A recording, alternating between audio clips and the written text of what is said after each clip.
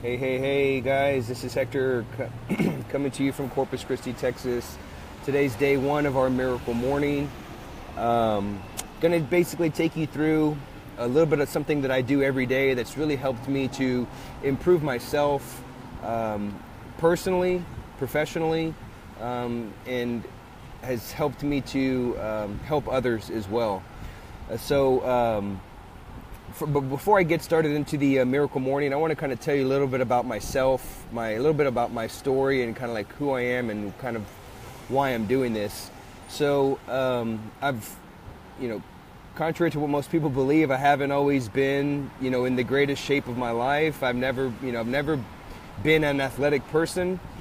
This is something that I've always had to really work hard towards. So at the age of 19, I was like 230 pounds. I had a 40-inch waist. I was just out of shape. Wasn't doing anything but getting fatter as a 19-year-old. I was working for Paul York Toyota. For those of you that have been around Corpus for a while, Paul York, they used to own Toyota back in the 80s and 90s. So I worked for that company, and I worked around a bunch of mechanics, and as we know, they don't have the greatest eating habits.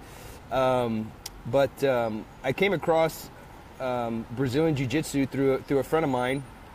I'd started working at HEB. I left Paul York and I was working for HEB. And I was working for a friend of mine, and we started talking about martial arts. I've always been a martial arts fan, everything from Bruce Lee to Van Damme, Steven Seagal, right? All the glory days of martial arts. And I've always had a big passion for martial arts. So he introduced me. He's like, we started talking about jiu-jitsu somehow. And he's like, hey man, you should come, check out, this place I've been going to. He goes, it's not like regular jiu-jitsu, it's like a Brazilian style of jiu-jitsu. So I was like, okay, I'll check it out. So I showed up on a Tuesday evening with sweatpants and a white muscle t-shirt and literally got my butt kicked for about an hour and a half from my instructor now, who's my good friend, Aurelio Gallegos. He's the owner of Pressa Brazilian Jiu-Jitsu here in Corpus Christi. And he literally kicked my butt. I had about 20 pounds on the guy, and he just kicked my butt for an hour and a half. And for a man, that's very demoralizing, knowing that you're bigger and stronger than somebody, and knowing that you can't get the advantage on them. So I left there, and I was like, man, this is it. This is what I want to learn. This was amazing. So that was in 2000. I think that was April of 2001. So it's been going on a little over 16 years now. And so I started taking my health serious, probably about halfway through, about 5 to 6 years into that. I was a purple belt at the time, and I started wanting to compete. And so in competition, we've got specific weight classes. So I had to start watching my weight. I had to start watching what I was eating. I was about 25, 26 years old. And so I started kind of paying attention to my nutrition. And that's when I kind of found my passion for health, health and exercise and flexibility and biomechanics and all these different aspects of health and exercise. And so about 2006, one of our good friends from California, he was actually one of the first black belts under Ricardo Frangia Miller, and he came down and gave a seminar, and guy's like 160 pounds soaking wet, and the guy just beats the crap out of me for about the whole weekend. He was here for an entire weekend. And at the end of that, I was like, man, I said, Tyrone, what do you do for strength and conditioning? Because you're like crazy strong, man. The guy's like 160 pounds. And I'd been always kind of getting in shape at this point. I was, weightlifting and swimming and running and, doing all kinds of things. But yet I wasn't getting that advantage. My grip was still failing. I was still fatiguing. I just didn't feel like I was in the best shape. My conditioning still wasn't where I wanted it to be. And he said, well, I mountain climb for fun, but I train with kettlebells. And I was like, kettlebells? I was like, okay, I don't know what that is, but cool. And then one day I was at Academy, and I saw a kettlebell. And I was like, hey, look, that's one of those things Tyrone was talking about. And so I bought it. It was like a 25-pound kettlebell. And literally I went to YouTube University and I watched YouTube videos and tried to figure out how to use this kettlebell thing. This was in 2006. And I literally beat myself to a pulp. I had, my wrists were bruised and swelling, and it was really painful, the experience. It wasn't fun learning how to use a kettlebell. There was no one around to teach me. The closest instructor was like 15 hours away in Lubbock, Texas.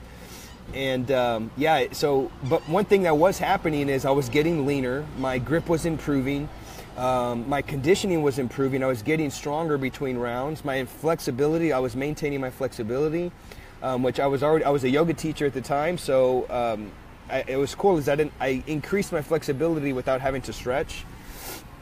And so I was like, man, there's got to be a better way to do this versus, beating myself up. So I went to Google and I Googled kettlebell instruction, kettlebell certification. I was looking for help, and up pops this weird website, some dragon door website.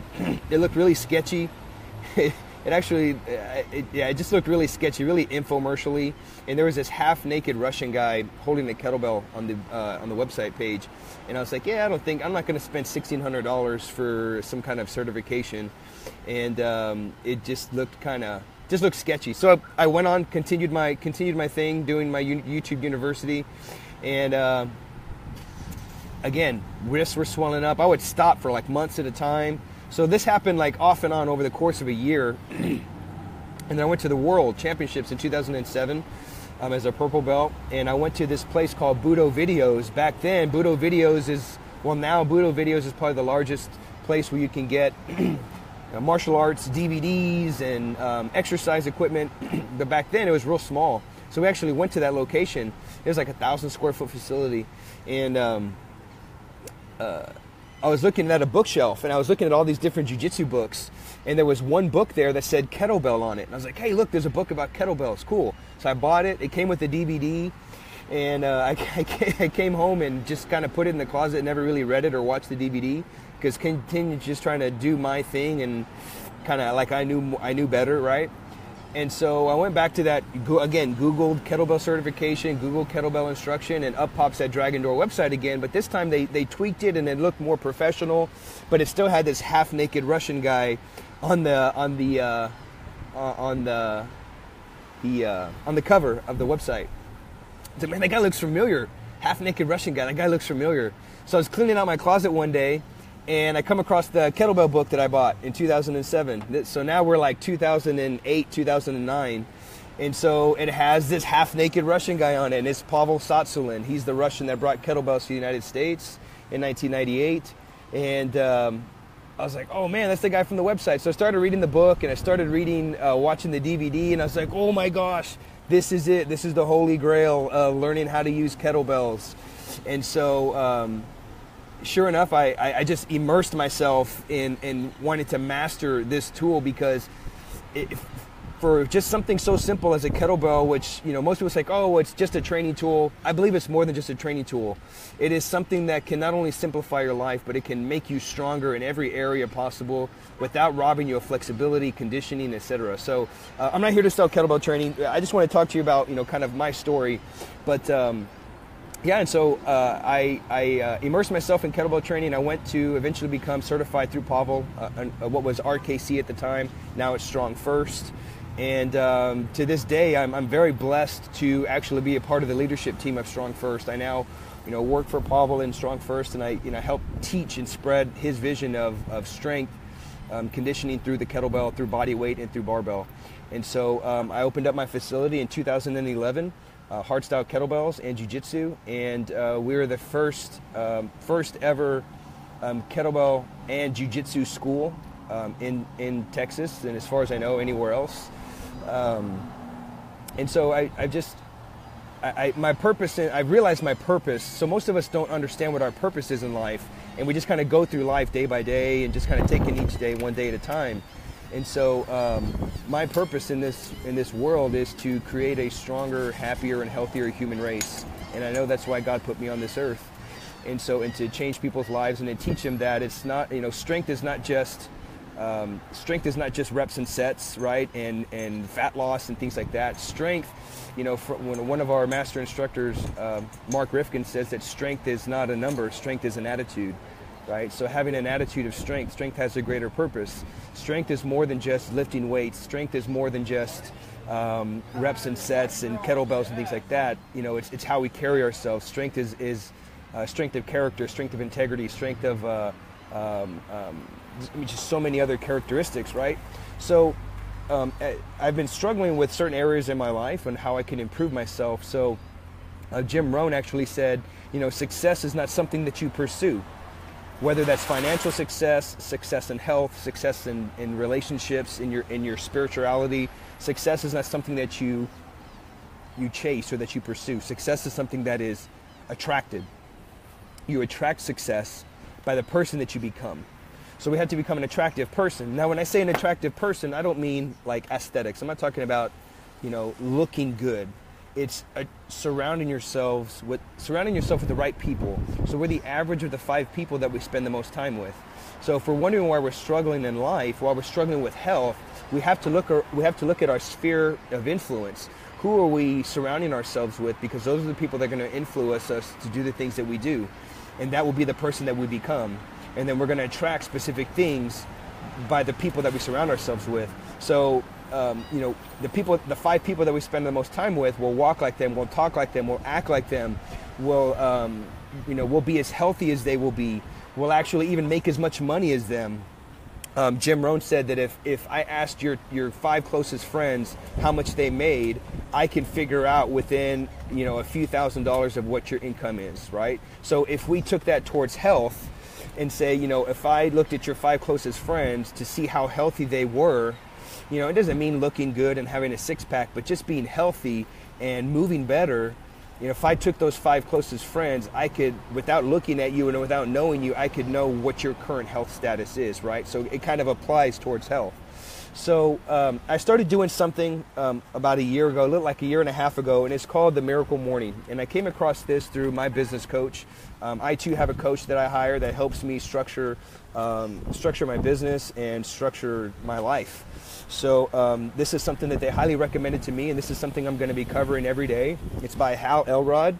You can get it on Amazon for like $15 or something like that. So I highly encourage you to get this over the course of this Miracle Morning. And I make nothing off of this. This is something that has really helped change my mindset and improve me as an individual.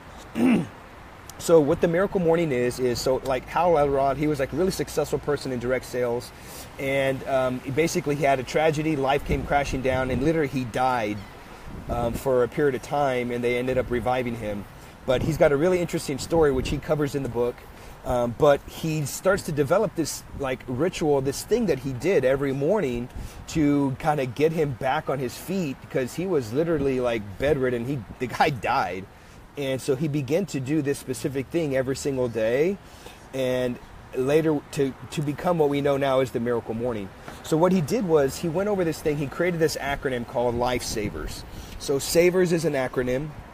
SAVER stands for silence, affirmations, vision, exercise, reading, and scribing or journaling.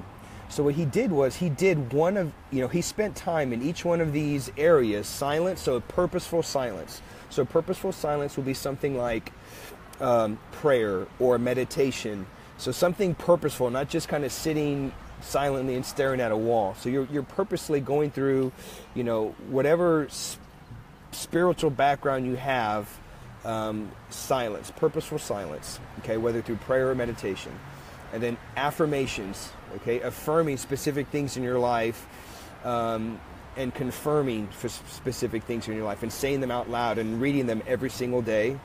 And then vision, where you go through a specific vision and you cast this vision of where you see yourself in life 5 years, 10 years from now, and you have to see it as if it is now, right? You see that, that current health status where you want to be, or, whatever relationship or whatever financially where you want to be, you see yourself there. That's what casting that vision. And then E is for exercise. That's pretty self-explanatory. Doing something active every day for 20 to 30 minutes every day, whether that's running, whatever it is that you enjoy doing. Or if you don't know what you enjoy doing, try a few things. Find something that you like and do that every day for 20 to 30 minutes. So that's part of the exercise portion of the Lifesavers. R is for reading. So successful people read. Okay, Jim Rohn said, all of the finer things. I love what I posted this last night. Jim Rohn says that things are not expensive, you just can't afford them. Okay, So whenever you got to change your mindset of thinking like, man, this place is too expensive, or, you know, believe it or not, at my facility, people think we're too expensive. People say, oh, you guys are too expensive. Well, no, you just can't afford it, right? And same thing with me. There are things in life that I want. You know, I would love to drive a BMW. I would love to drive this. I'd love to have a house on the lake, but right now, I just can't afford it, okay? So the question is, not that I can't afford it, we need to ask ourselves, well, how can I afford this, right? What can I do? How can I afford this? So it's just a matter of changing our mindset, changing how we look at things and how we look at our finances, and that'll eventually shift, okay? And so Jim Rohn says that, you know, it's not expensive, you just can't afford it. We can reach the finer things in life by standing on the books that we read, okay? So I've never been a big reader. I have never read recreationally. I've never been someone to read. I only read something if I had to, you know, something for work or for business, but I've never read for pleasure or read to improve myself. And guys, this is something that I've been working on as a part of my Miracle Morning. And I'll tell you what, it's been a little over a year and a half, and I really enjoy reading now. I look forward to that portion of my day.